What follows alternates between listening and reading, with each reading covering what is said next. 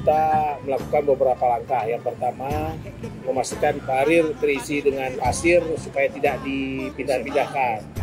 Yang kedua, pemotongan pohon yang memang mengganggu pandangan bagi siapapun yang melewati. Yang ketiga, pemindahan kios yang ada di seputar sudut jalan ini yang menghalangi pemandangan juga. Yang keempat, ini yang harus kita koordinasi dengan pihak PLN, tiang penyangga punya PLN dan punya Telkom yang memang harus kita satukan dalam satu tempat. Dan insya Allah setelah itu pemotongan pohon sudah, nanti ya kita melakukan pelebaran jalan yang akan dilaksanakan oleh PUPR Kota Banda Aceh.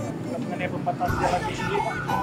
Ya, pembatasnya sebenarnya kalau seandainya itu sudah diperluas, pohon sudah dipotong, kios sudah dibereskan, tiang PLN dan Telkom sudah disatukan, ya insya Allah mudah-mudahan untuk para supir yang melewati ya jangan lalai saja.